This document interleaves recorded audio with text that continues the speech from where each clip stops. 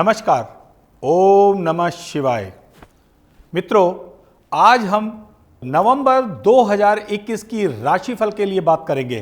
कैसा रहेगा नवंबर महीने का मेष राशि से मीन राशि तक का राशिफल।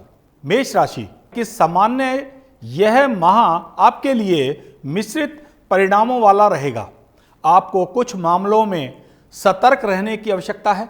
कैरियर की दृष्टि से यह माह अच्छे परिणाम मिलने की संभावना है, लेकिन आपको आलस्य त्यागना पड़ेगा। पारिवारिक जीवन सुखद रहेगा, किंतु छोटी छोटी बातों को तुल देने से बचें। प्रेम और दाम्पत्य संबंधों के लिए यह माह पूर्वार्ध में कुछ अच्छा है, किंतु उत्तरार्ध में थोड़ी मुश्किलें आ सकती हैं। आर्थिक दृष्टिकोण से यह महीना उतार चढ़ाव वाला रहेगा। सावधान रहने की जरूरत है। इस माह आपको स्वास्थ्य थोड़ा नरम गरम रहेगा, किंतु किसी गंभीर बीमारी के योग नहीं है। कार्यक्षेत्र यह महीना कैरियर की दृष्टि से आपके लिए सुखद रहने की अब संभावना है। पदोन्नति होने की प्रबल संभावना दिखती है। आपको इस अवसर को हाथ से नहीं जाने देना, लेकिन मेहनत करने से जरा भी आनाकानी ना करें। कार्यस्थल पर सबके साथ मित्रवत व्यवहार बनाए रखें। यदि कोई नया दायित्व मिलता है तो उसे पीछे ना हटें, बल्कि आगे बढ़कर स्वीकारें। आपके लिए भविष्य में यह लाभकारी साबित हो सकता है। 20 नवंबर को गोचरवश बृहस्पति आपकी कुंडली के 11वें भाव में पहुंच जाएंगे। आय के भाव में बृहस्पति का गोचर आपके लिए आय के स्रोत बढ़ाने वाला साबित होगा। शुभ कार्यों के लिए प्रेरित करेंगे। धन आगमन के मार्ग खुलेंगे। स्वजनों के सहयोग से धन उपार्जन के लिए कुछ नया कार्य करने की लालसा प्रबल होगी। व्यापार व्यवसाय की दृष्टि से भी समय शुभता वाला रहेगा। व्यापार कारोबार में लाभ के अवसर खुलेंगे। आपको कुछ सावधानी रखनी है। काम लिखत पढ़त में और पक्का रखें। यदि साझेदारी में कोई व्यवसाय करते हैं तो साझेदार के साथ अनावश्यक वाद विवाद की स्थिति ना पैदा होने दें। इससे आय में नुकसान और मानसिक अशांति हो सकती है। बाकी समय उत्तम है। आर्थिक दृष्टि से नवंबर का महीना आपके लिए उतार चढ़ाव से भरा रहने की उम्मीद है। महीने का पूर्वार्ध अपेक्षाकृत अच्छा रहेगा। आय के स्रोत बने रहेंगे। अटका हुआ काम, अटका हुआ पैसा परिश्रम करने से, मित्रों परिचितों के सहयोग से आय के नए अवसर भी बन सकते हैं। सतर्कता रखने की जरूरत होगी। कोई भी लेन देन लिखत पढ़त में और पक्का रखें। महीने का उत्तरार्ध थोड़ी कष्टदायक हो सकता है। कहीं कुछ पैसा फंस सकता है। आर्थिक हानि के योग हैं, इसलिए सोच समझकर परिवारजनों के परामर्श से ही लेन देन का व्यवहार करें। यदि आवश्यक ना हो तो कर्ज लेने और देने से दोनों से बचें। पारिवारिक निर्णय सोच समझकर करें। हड़बड़ी में कोई फैसला ना करें। अचानक खर्चों में बढ़ोतरी हो सकती है। कुछ अनावश्यक खर्चे सिर पर आ जाने से मन कुछ अशांत रहेगा। व्यापार कारोबार में वाद विवाद की स्थिति ना पैदा होने दे। यह आपके लिए आर्थिक रूप से नुकसानदेह हो सकता है। बहुत घबराने की आवश्यकता नहीं है, बस थोड़ा सतर्क रहें तो बस अच्छा रहेगा। स्वास्थ्य की दृष्टि से यह महीना आपके लिए मिश्रित फल देने वाला रहेगा। महीने की पूर्वार्ध में लग्नेश मंगल सप्तम भाव में सूर्य के साथ होंगे। इससे स्वभाव में कुछ उग्रता आएगी। मन खिन्न रहेगा। अकारण ही मानसिक तनाव हो सकता है। रक्तचाप में जुड़ी समस्या हो सकती है। जिन लोगों को पहले से रक्त विकार या रक्तचाप से जुड़ी समस्या है, उन्हें विशेष रूप से सावधान रहने की जरूरत है। महिलाओं को मानसिक धर्म से संबंधित परेशानियों का सामना करना पड़ सकता है। प्रेम व वैवाहिक इस महीने का पूर्वार्ध तो प्रेम संबंधों की दृष्टि से मधुरता लाने वाला रहेगा। जिन जातकों के प्रेम संबंध हैं और वे विवाह के इच्छुक हैं, तो उनके लिए समय उत्तम है।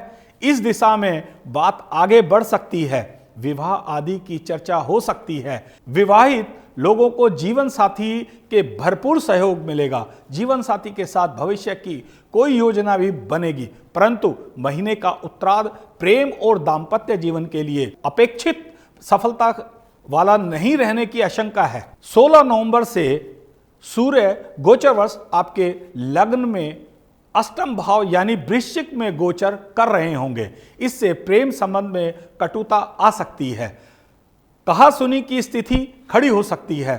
स्वभाव में मधुरता लाएं और संवाद बनाए रखें, अन्यथा दूरियां बढ़ सकती है, मतभेद हो सकते हैं। गोचरवश बुध भी अष्टम भाव में पहुंच जाएंगे। इससे प्रेम जीवन में समस्या तो रहेगी।